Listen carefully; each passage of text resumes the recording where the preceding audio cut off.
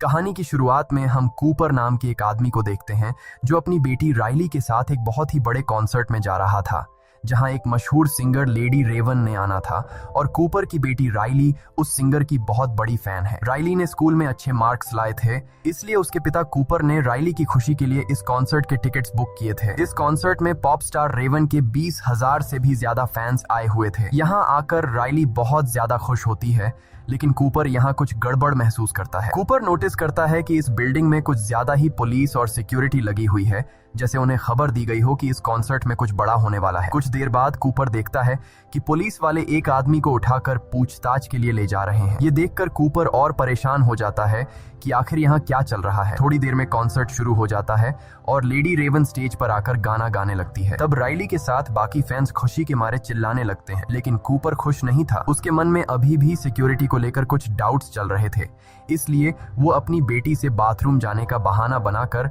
Hall से बाहर निकलता है। बाथरूम में जाकर वो अपने मोबाइल के सीसीटीवी ऐप को ओपन करता है और यहाँ हमें पता चलता है कि कूपर ने एक लड़के को किडनैप करके एक बेसमेंट में बांध कर रखा है। कुछ देर बाद बिल्डिंग के बाहर पुलिस का एक और बड़ा काफिला आता है और बिल्डिंग को चारों तरफ से घेर लेता है। कूपर वापस कॉन्सर्ट में जाता है, जहां उसकी बेटी रेवन के गाने सुनकर एंजॉय कर रही थी, लेकिन कूपर बढ़ती हुई पुलिस को देखकर उसकी टेंशन भी बढ़ती जा रही थी। इसलिए वो अपनी बेटी को उसकी फेवरेट सिंगर रेवन का टी शर्ट दिलाने के बहाने ऊपर की शॉप पर ले जाता है। जब कूपर शॉपकीपर से राइली के साइज का टी शर्ट मांगता है, तो शॉपकीपर के पास उस साइज में सिर्फ एक टी शर्ट ही बची थी। लेकिन मसला ये था कि एक दूसरी लड़की भी उसी साइज की टी शर्ट मांगने की जिद कर रही थी। अब क्योंकि कूपर और राइली ने उस दूसरी लड़की से कुछ देर पहले दुकान पर आकर टी शर्ट मांगी थी, इसलिए टी शर्ट पर भी इनका हक बन रहा था। लेकिन कूपर अपनी बेटी राइली को समझाता है कि शॉपकीपर को तंग मत करो और उस लड़की को टी शर्ट लेने दो। तब एक अच्छे बच्चे की तरह राइली मान जाती है। ये देखकर शॉप पर काम करने वाला जिमी नाम का एम्प्लॉई कूपर और राइली से काफी ज्यादा इम्प्रेस हो जाता है और सोचता है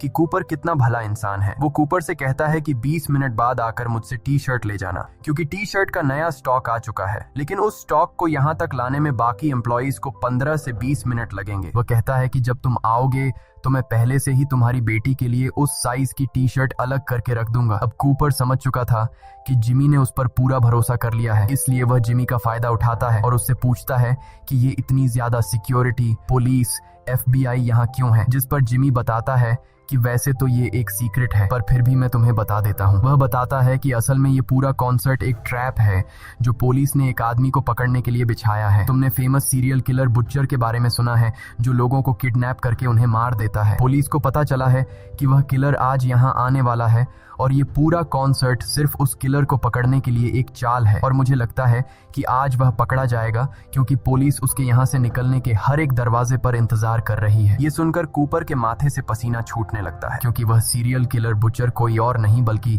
कूपर ही है। जिमी की बातें सुनकर कूपर की टेंशन बढ़ने लगती है और उसे रियलाइज होता है कि यहाँ आकर उसने कितनी बड़ी गलती की है, मगर वह इतनी आसानी से पुलिस के हाथ नहीं आना चाहता था। इसलिए अब कूपर यहाँ से निकलने का रास्ता ढूंढने लगता है। वह नोटिस करता है कि यहाँ के सारे दरवाजे एम्प्लॉइज के ID कार्ड से ही खुलते हैं, और जब वह अपनी बेटी राइली को लेकर यहाँ से भाग निकलने के लिए बैक एग्जिट दरवाजे पर पहुँचता है, तो वह देखता है कि गेट पर बहुत सारी पुलिस खड़ी है। ये देखकर वह मायूस हो जाता है और सोचने लगता है कि इन सिक्योरिटी गार्ड्स को गेट से कैसे हटाया जाए। तभी उसे सीढ़ियों में एक लड़की दिखाई देती है, जिसके बाद कूपर सिक्योरिटी गार्ड्स को गेट से हटाने के लिए चुपचाप उस लड़की को धक्का देकर नीचे गिरा देता है, जिससे वो गार्ड्स जल्दी से गेट छोड़कर उस लड़की के पास आ गए और कूपर का प्लान काम कर गया। लेकिन जब कूपर दरवाजे के पास पहुंचता है, तो वो देखता है कि दरवाजे के बाहर और भी कई सारे सिक्योरिटी गार्ड्स खड़े हैं, जो बाहर जाने वाले हर एक इंसान की तलाशी और उससे पूछताछ कर रहे थे। अब अगर कूपर गेट से निकलता तो सिक्योरिटी गार्ड उसे पकड़ लेते, इसलिए वो न चाहते हुए भी दोबारा से कॉन्सर्ट में आ गया, जहां उसकी बेटी तो खूब एंजॉय कर रही थी, लेकिन कूपर परेशानी में डूबा यहाँ से बाहर निकलने का सोच रहा था। कुछ देर बाद अगले गाने के लिए लेडी रेवन अपने एक दोस्त पार्कर को बुलाती है, जो कि स्टेज के नीचे से निकलकर बाहर आता है। अब जिस रास्ते से वो सिंगर निकला था, कूपर वो रास्ता देख लेता है और उस रास्ते को देखकर कूपर के दिमाग में एक आइडिया आता है, जिसके बाद कूपर अब सीधा जिमी के पास आता है और जिमी से कहता है कि क्या तुमने मेरी बेटी के लिए टी शर्ट लाया, क्योंकि तुमने खुद ही कहा था कि 20 मिनट बाद आकर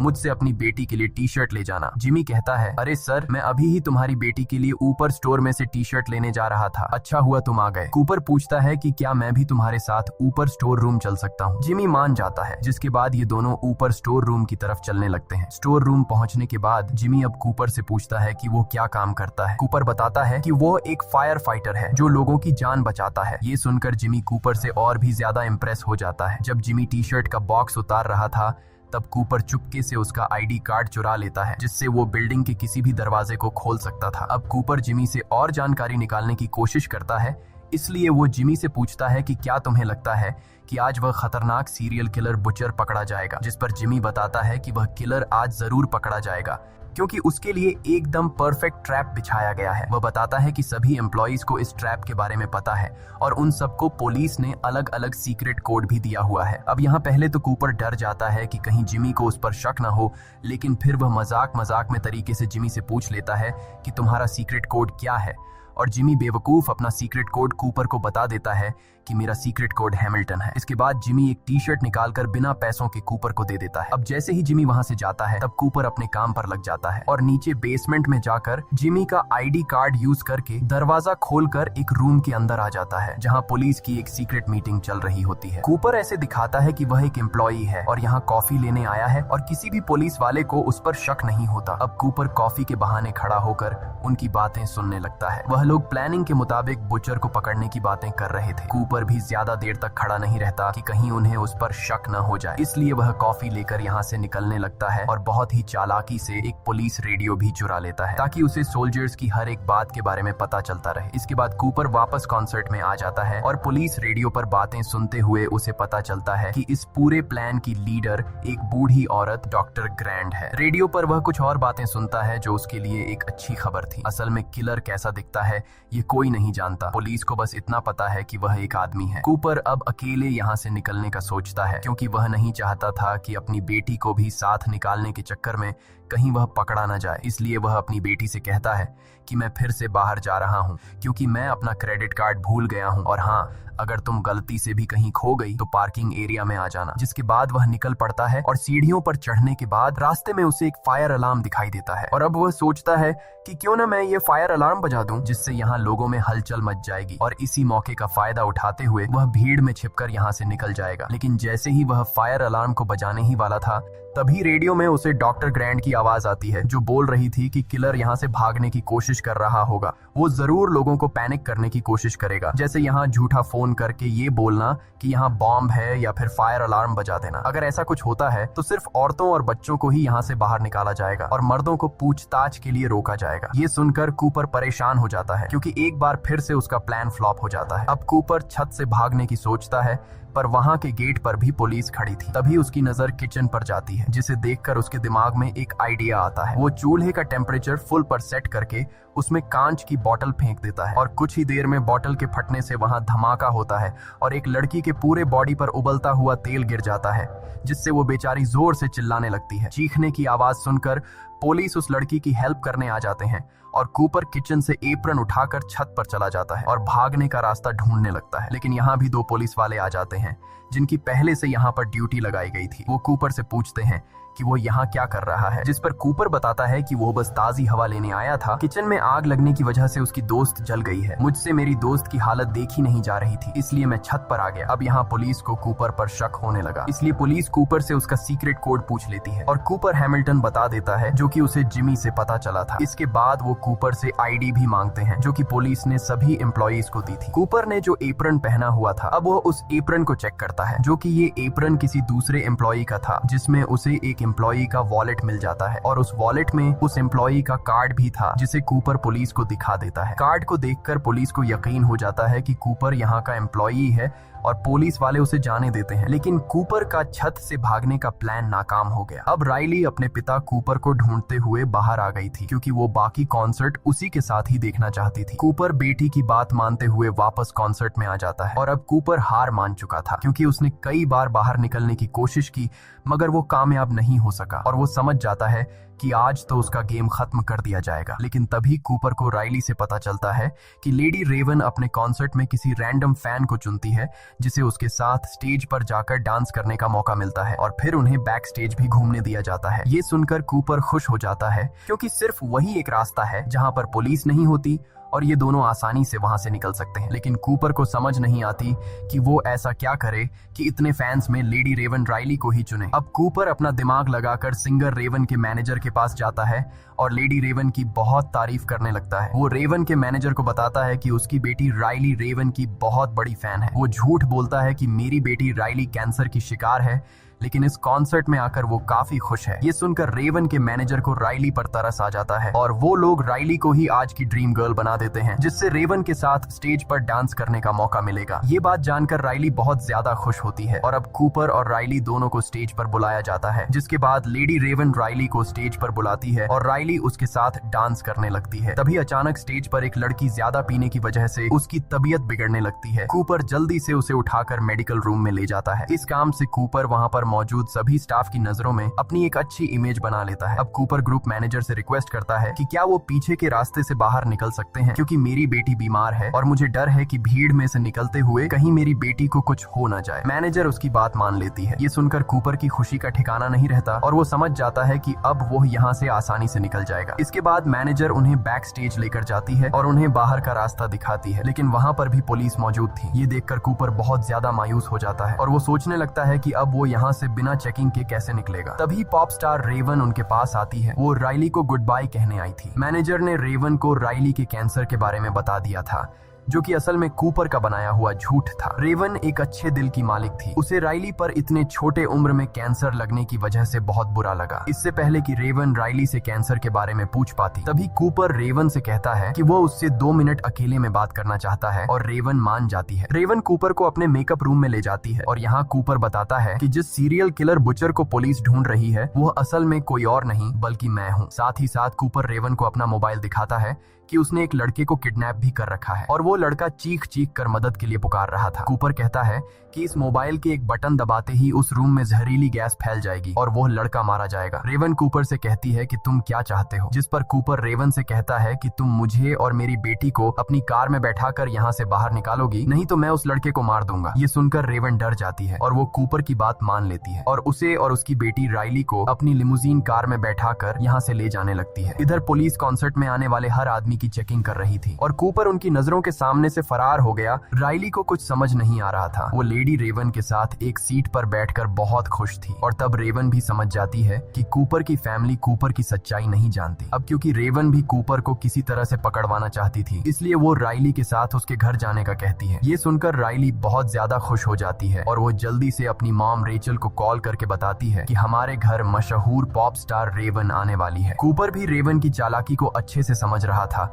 लेकिन वो अपनी बेटी के सामने होने की वजह से कुछ भी नहीं कर पा रहा था। कुछ देर बाद रेवन कूपर के घर तक पहुंच जाती है और हम देखते हैं कि कूपर के घर में उसकी वाइफ रेचल और उनका एक बेटा भी है और उसकी फैमिली में किसी को नहीं पता कि कूपर एक कातिल है। यहाँ कूपर रेवन को धमकी देता है कि अगर उसने पुलिस को बुलाने की कोशिश की या फिर उसने मेरी फैमिली को कुछ बताया तो वो उस लड़के को मार देगा। रेवन टेबल पर बैठकर कूपर की पूरी फैमिली के साथ खाना खाती है और उस फैमिली को ये भी बता देती है कि उसका कॉन्सर्ट बुचर नाम के किलर को पकड़ने का ट्रैप था। पुलिस को बुचर के बारे में किसी अननोन पर्सन ने खबर दी थी। उस अननोन पर्सन ने बताया कि बुचर के पास एक ब्राउन कलर की गाड़ी है और रेवन कूपर की फैमिली को बुचर के बारे में और भी निशानियां बताने लगती है। अब इससे पहले कि रेवन कूपर की फैमिली के सामने उसका सारा राज खोल देती, तभी कूपर बोलता है कि आप बहुत बिजी होंगी, आपको निकल लेना चाहिए। लेकिन रेवन कहती है कि वो जाने से पहले उनके पियानो पर एक गाना गाना चाहती है। वो राइली को भी अपने पास बैठा लेती है। अब यहाँ कूपर एक अच्छे डैड की तरह उनकी वीडियो रिकॉर्ड करने लगता है। गाना खत्म होने के बाद रेवन अपना मोबाइल अपने ड्रेस में छुपा लेती है और वो कहती है कि मेरा मोबाइल गाड़ी में रह गया है, जिसके बाद रेवन कूपर से उसका मोबाइल मांगती है ताकि वो राइली के साथ एक सेल्फी ले सके। अब न चाहते हुए भी कूपर को अपनी फैमिली के सामने अपना मोबाइल रेवन को देना पड़ा और जैसे ही रेवन के हाथ को कूपर का मोबाइल लगता है वो जल्दी से भागकर बाथरूम में खुद को लॉक कर लेती है। कूपर जोर जोर से दरवाजा पीटता है और अपना मोबाइल वापस मांगता है, जिसे उसकी फैमिली समझ जाती है कि कुछ तो गड़बड़ है। रेवन सबसे पहले कूपर के मोबाइल में से लाइव फुटेज वाली ऐप को ओपन करती है और वहां पर मौजूद माइक के ऑप्शन इंस्ट्रक्शन से उस लड़के से उसकी लोकेशन के बारे में पूछती है। वो लड़का बताता है कि मुझे मेरी एग्जैक्ट लोकेशन तो नहीं पता, लेकिन जब मुझे यहाँ लाया जा रहा था तो मैंने घर का ब्लू कलर का गेट नोटिस किया और घर के पास ही मुझे एक टूटी हुई शेर की मूर्ति दिखाई दी। ये बात जानकर रेवन जल्दी से अपने इंस्टाग्राम पर लाइव जाती है